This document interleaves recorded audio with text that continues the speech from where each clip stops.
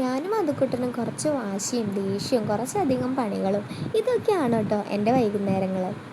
ചില ദിവസം അതുക്കുട്ടൻ വലിയ കുഴപ്പമില്ലാണ്ട് ഉച്ചയ്ക്ക് കിടന്നുറങ്ങും. അങ്ങനെയാണെങ്കിൽ വലിയ കുഴപ്പമുണ്ടാവില്ല. പിന്നെ ഉറക്കം എഴുന്നേറ്റ് കഴിഞ്ഞാൽ അത്യാവശ്യം വലിയ കുസൃതിയൊന്നും ഇല്ലാണ്ട് കളിച്ച് നല്ല കുട്ടിയായിട്ട് ഇരുന്നോളും. ഇന്ന് നേരെ തിരിച്ചാണ്, ആൾക്ക് വലിയ ഉറക്കമൊന്നും ഇല്ലാത്ത ദിവസം. അത് കാരണം ഇന്ന് നല്ല വാശിയാണ്. ഞാൻ എന്ത് പണിയെടുക്കുകയാണെങ്കിലും ഇവന് ഉള്ള പരിപാടി എന്ന് വെച്ച് കഴിഞ്ഞാൽ എൻ്റെ ഒക്കത്ത് കയറിയിരിക്കണം. എല്ലാ മക്കളും അങ്ങനെ തന്നെ ആയിരിക്കുമല്ലേ. അമ്മ മാത്രമുള്ളെങ്കിൽ എന്തെങ്കിലും പണിയെടുക്കുമ്പോൾ അമ്മയുടെ മേലെ കയറിയിരിക്കണം. അവരെ പറഞ്ഞിട്ടും കാര്യമില്ല. പക്ഷെ നമ്മുടെ പണികൾ നടക്കാണ്ടാകുമ്പോൾ നമുക്ക് കുറച്ച് ദേഷ്യമൊക്കെ വരുമല്ലേ. ഇതേ അവസ്ഥയാണ് ഇവിടെ. ഞാൻ എന്ത് പണിയെടുക്കുമ്പോഴും അപ്പം അവൻ എൻ്റെ ഒക്കത്ത് കയറിയിരിക്കണം. ഇല്ലെങ്കിൽ ഭയങ്കര വാശിയും കരച്ചിലും പിഴിച്ചിലൊക്കെ ആവും കേട്ടോ.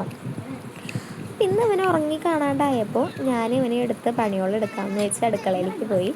അപ്പോൾ ഒരു 3:30-4 മണി ആവാറായിട്ടുണ്ടായിരുന്നു. അപ്പോൾ അതുകൂട്ടിന് എന്തെങ്കിലും കഴിക്കാൻ കൊടുക്കാമെന്ന് വെച്ച് നോക്കിയപ്പോൾ ഉരുളക്കിഴങ്ങും ക്യാരറ്റ് ഇരിക്കുന്നുണ്ടായിരുന്നു. അപ്പോൾ അതുകൂട്ടിന് കഴിക്കാനായിട്ട് ഞാനത് വേവിക്കാനായിട്ട് വെച്ചു. വെന്ത് കഴിഞ്ഞപ്പോൾ അത് നന്നായി ഉടച്ചിട്ട് കുറച്ച് ഉപ്പും ഒരിച്ചിരി കുരുമുളകും ഇട്ടിട്ട് ഒരു റോള് പോലെ ആക്കിയിട്ട് ബട്ടറിലിട്ട് ഫ്രൈ ചെയ്ത് കൊടുത്തു കേട്ടോ. അടുത്ത ടാസ്ക് എന്ന് പറയുന്നത് ഭക്ഷണം കൊടുക്കുന്ന കാര്യത്തിലാണ്. അതുകൊണ്ടിപ്പോൾ ഫുഡ് കഴിക്കാനായിട്ട് ഭയങ്കര മടിയാണ്. 2 വായ കൊടുത്തു കഴിഞ്ഞാൽ 1 വായ അവൻ തുപ്പും. അപ്പോൾ അങ്ങനെ ഇരുത്തി കൊടുത്തു കഴിഞ്ഞപ്പോൾ ആൾ മടി കാണിച്ചപ്പോൾ ഞാൻ അവനെ എടുത്ത് പുറത്തേക്ക് കൊണ്ടുപോയി പട്ടീനെയും പൂച്ചേനെയും കാക്കേനെയും കിളീനെയും ഒക്കെ കാണിച്ച് കഴിഞ്ഞ് ഞാൻ ഭക്ഷണം കൊടുത്തു കേട്ടോ. അത് കഴിഞ്ഞപ്പോഴേക്കും എൻ്റെ ഉപ്പാട് ഇളകി.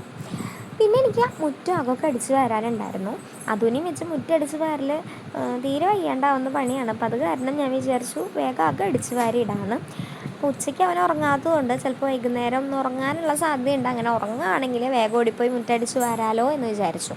അങ്ങനെ അവനെ എടുത്തിട്ട് ഞാൻ വേഗം അകമൊക്കെ അടിച്ച് വാരി. അകം അടിച്ച് വാരി കഴിഞ്ഞപ്പോഴേക്കും അതുകൂട്ടിന് ഉറക്കം വന്നു തുടങ്ങി, വാശിയായി തുടങ്ങി. അപ്പോൾ ഞാൻ വേഗം അവനെ തൊട്ടിയിലിട്ട് കിടത്തി ഉറക്കി കേട്ടോ. ഞാൻ അവനെ കുറച്ചായിട്ട് അങ്ങനെ തൊട്ടിയിലൊന്നും ഉറക്കാറില്ല, കട്ടിൽമ കൊണ്ടൊക്കെ കിടത്തി ഉറക്കാറാണ് ചെയ്യാറ്.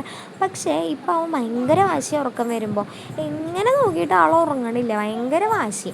അപ്പോൾ ഞങ്ങൾ പിന്നെയും തൊട്ടി കെട്ടി തൊട്ടിയിലിട്ട് കുറച്ച് നേരം ഒന്ന് ആട്ടുമ്പോൾ ആൾ ഉറങ്ങിക്കോളും.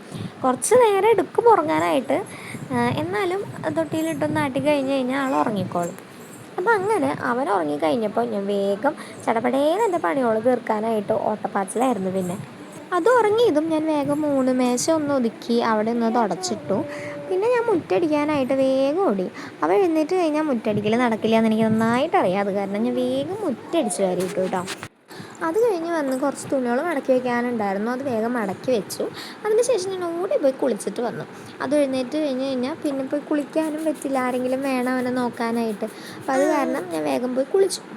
അങ്ങനെ കുളിയൊക്കെ കഴിഞ്ഞപ്പോൾ എൻ്റെ എല്ലാ പണിയും കഴിഞ്ഞ് ഞാൻ ഒരുത്തിൽ പോയി ഇരുന്നു കേട്ടോ. ഇനി അത് എഴുന്നേറ്റ് കഴിഞ്ഞാൽ അതുവിനെ കുളിപ്പിക്കണം, പിന്നെ വിളക്കൊക്കെ വയ്ക്കണം. അതൊന്നും ഞാൻ വീഡിയോ എടുത്തിട്ടില്ല കേട്ടോ. അപ്പോൾ അത്രയേ ഉള്ളൂ. ഇതൊക്കെയാണ് എൻ്റെ വൈകുന്നേരങ്ങൾ.